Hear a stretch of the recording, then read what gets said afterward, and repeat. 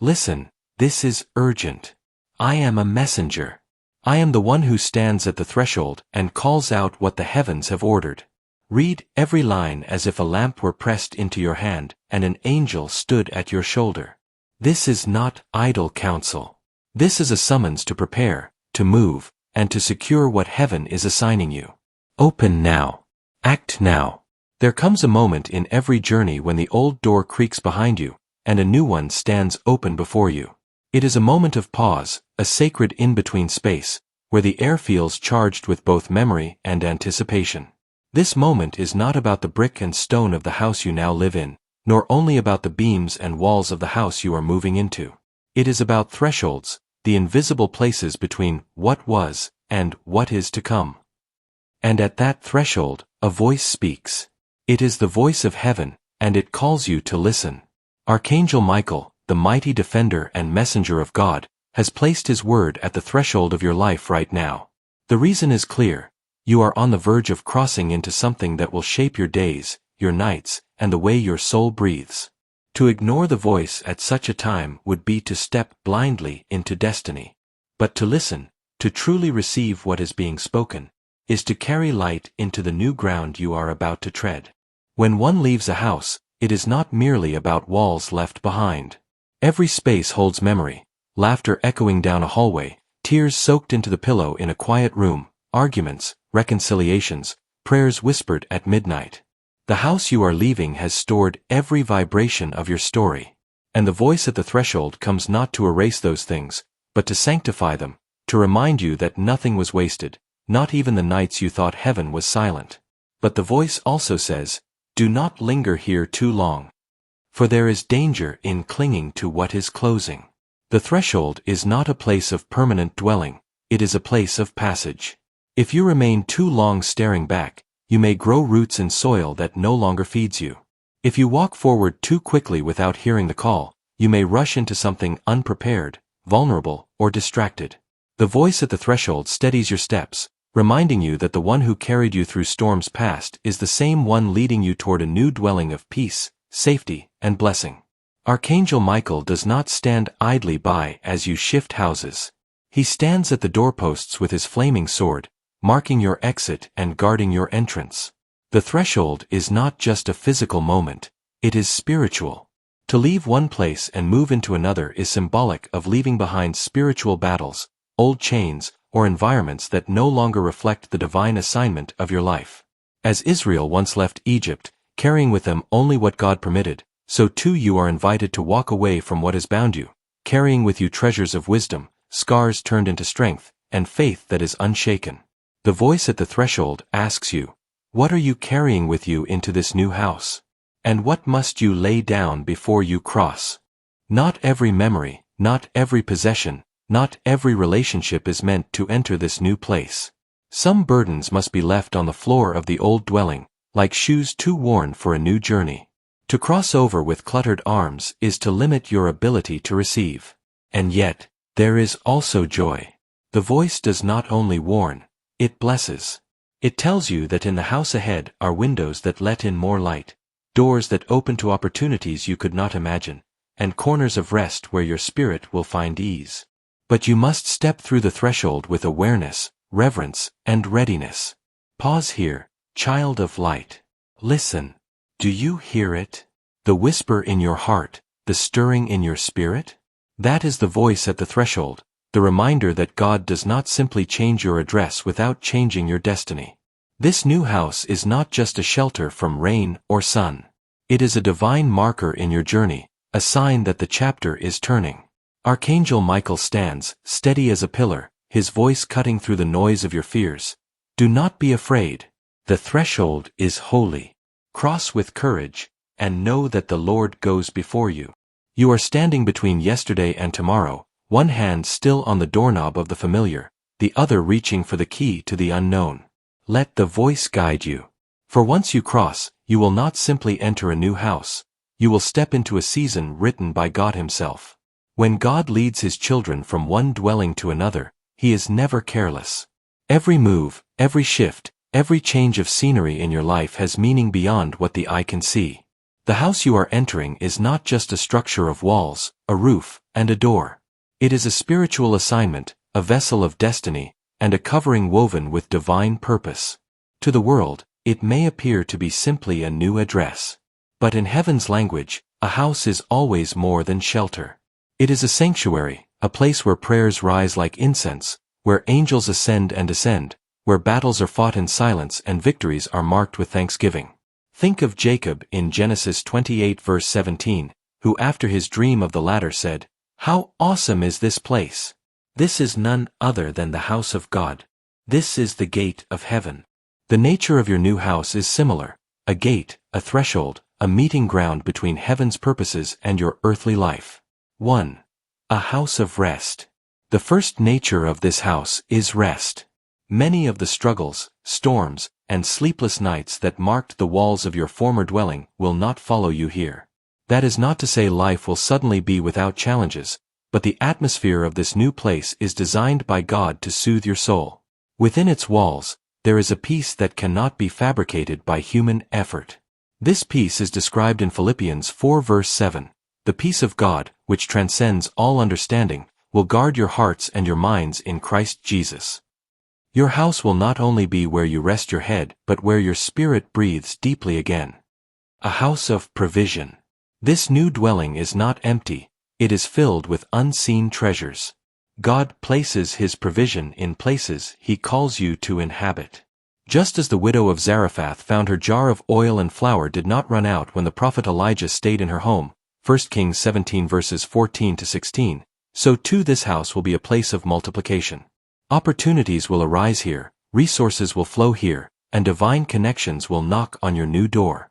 Where once there was scarcity, you will begin to see provision manifest in ways you cannot explain. 3. A house of protection. Archangel Michael, the guardian of God's people, assures you that this house has angelic watchers at its gates. Every window and doorway is under heaven's surveillance. This is no ordinary protection, it is spiritual covering. Psalm 91 verses 10 to 11 promises, "No harm will overtake you, no disaster will come near your tent. For He will command His angels concerning you to guard you in all your ways." The very walls of this house are anointed as a shield against the arrows of darkness. What tried to reach you before will find itself blocked, unable to enter the space where you now dwell. 4. A house of renewal. Beyond rest and provision, this house is designed to renew you. Old wounds will begin to heal within these walls. Dreams that you once thought were dead will be revived. Relationships may find reconciliation here. It will be a house where joy returns, where laughter fills the air again. God Himself says in Isaiah 43 verse 19, "See, I am doing a new thing. Now it springs up. Do you not perceive it?" The house itself will act as a canvas for God's renewal, reminding you that you have entered not just a new season but a recreation of hope. 5. A house of assignment. Do not think this move is only for your comfort. Every house of God's choosing carries a mission. The house you are entering has an assignment tied to it. It is not just a shelter, it is a station. People will come here for prayer, for counsel, for encouragement. Words spoken within its walls will ripple outward and touch lives you may never see. Like the upper room in Acts 2, where the Holy Spirit was poured out, your house is marked to be a place of encounter. Heaven's fire may rest here, kindling not only your life but the lives of others. 6. A house of transition. Finally, this house is also a bridge. It is not only about what happens within its walls but about where it leads you. Sometimes God places you in a house not as a permanent destination but as a staging ground for bigger assignments. The nature of this dwelling may be preparatory, shaping you for future callings, sharpening your discernment, and deepening your trust. This does not make it any less significant. In fact, it makes it holy ground. As you prepare to cross into this new house, recognize its spiritual DNA. It is a house that holds the fingerprints of God, a house where angels are already stationed, a house that whispers, "Welcome home, beloved child of heaven." Do not underestimate the move. Do not belittle the transition. What is ordinary in the eyes of men is extraordinary in the eyes of God. For this is not just relocation, it is revelation. And Archangel Michael's voice reminds you now, step forward. The house is waiting, the blessing is ready, and the presence of God is already dwelling there. You are not moving alone. You are moving under the banner of the Lord of hosts. Every divine transition comes with resistance. When God opens a door, the enemy often plants obstacles on the path leading to it, hoping to discourage you before you even arrive. Archangel Michael says clearly, "This house is yours, but you must cross the threshold with strength, discernment, and unwavering faith." Do not be surprised when obstacles rise, for they are signs that what awaits you is truly significant.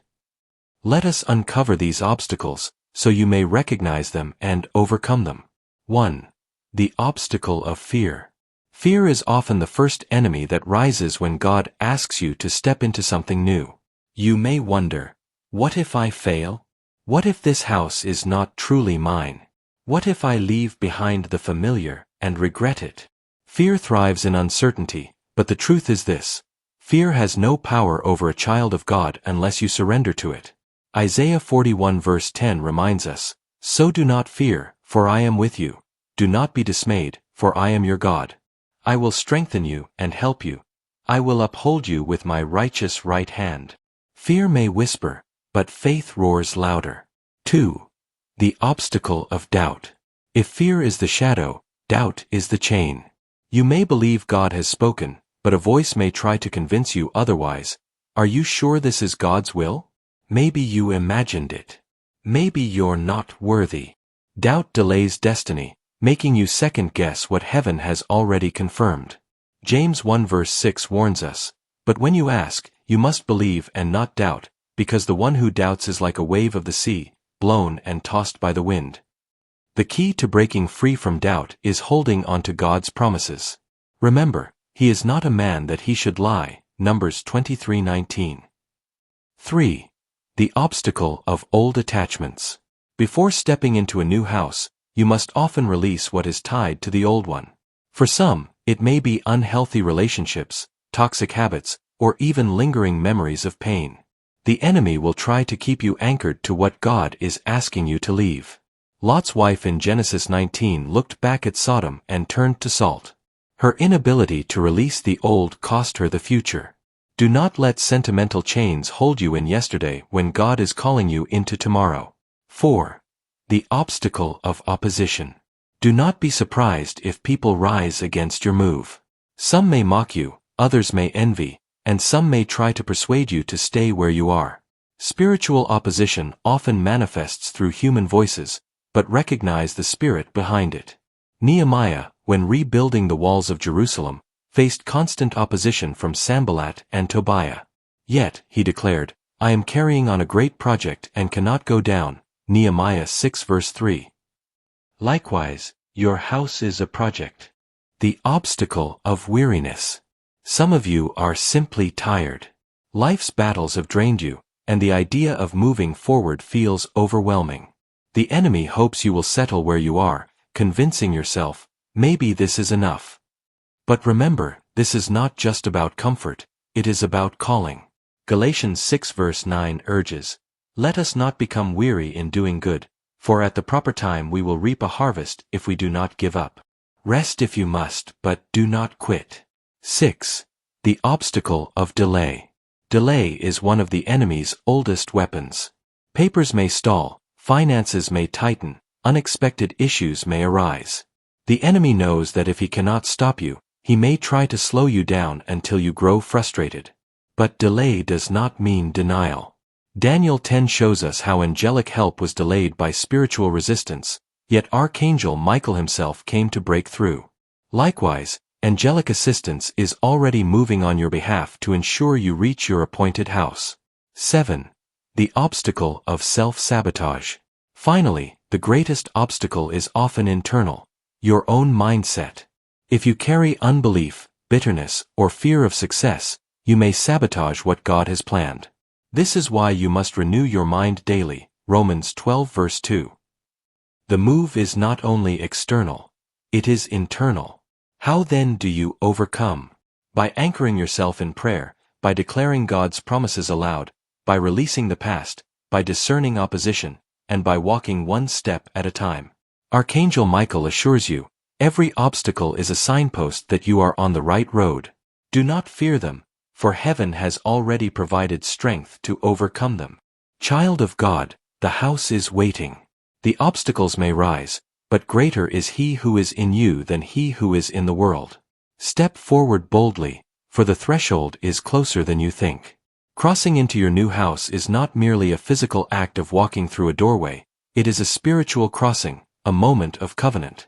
Archangel Michael says, this step is holy. Do not rush it as though it were ordinary. When you cross the threshold, you declare to heaven and to earth that you are aligned with God's plan, leaving behind what was and embracing what is to come. Let us understand how to do this properly. 1. Enter with prayer. Before you set foot into the new house, cover yourself and the space in prayer. Just as Joshua instructed the Israelites before crossing the Jordan, you must consecrate yourself. Joshua 3 verse 5 declares, consecrate yourselves, for tomorrow the Lord will do amazing things among you. Pray at the door, anoint it if you can with oil, and invite God's presence to dwell within the walls. 2. Declare ownership through God's authority. The house may have been built by human hands, but it now belongs under heaven's authority. Stand at the entrance and speak words of faith. This house is the Lord's dwelling place. Every room shall be filled with peace, provision, and divine protection. Psalm 24 verse 1 reminds us, Beloved, the journey has been spoken, the threshold revealed, and the obstacles laid bare. Now the last word comes not as a command, but as a blessing, flowing directly from the heart of God through the voice of Archangel Michael. This house you are about to enter is more than brick and stone. It is covenant space. It is an answered prayer wrapped in walls, a new chapter carved into time, a signal that your story is not over but is only unfolding in greater glory. Every doorway, every window, every room shall carry testimony. The Lord Himself will dwell here with you, for He declares in Leviticus 26 verse 12, I will walk among you and be your God, and you will be my people. Do not cross this threshold lightly. When you walk in, you leave behind chains of yesterday. You lay down grief, regret, and shadows that once clung to your soul. Within these walls, you will build, you will laugh, you will pray, and you will see heaven move. And know this, angels will patrol its gates, Michael's sword will guard its perimeter, and the Spirit of God will ignite its atmosphere. Let your house become a sanctuary. Let it be a place where songs rise, where children of faith are strengthened, where weary hearts find rest, and where miracles are birthed. Your house shall not only shelter your body but expand your calling. Every visitor will feel peace, every corner will radiate light, and every day you remain within it will mark another stone in the altar of your testimony. And so the benediction is this. May peace guard your nights. May provision fill your table. May joy echo in your halls. May protection surround your dwelling. May purpose flow from your walls into the world. Go now, child of heaven. The threshold is before you. The blessing has been spoken. The angels are waiting. Step into your new dwelling with faith, and never forget, it is not just a house, it is a promise fulfilled. Amen.